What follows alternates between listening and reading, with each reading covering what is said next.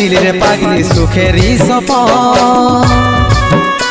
আজ কি কারণে ভাঙলি মন তোর কি ছিলি রে দুশ্মন তুই স্বামীর ঘরে যারে সাথী থাকি সুখে বারে বারে মনে পড়ে তোর এই শাসন তোর দুনিয়ায় আসবো না আর যারে সাথী খুঁজলেও পাবি না মনে পড়বে কি যখন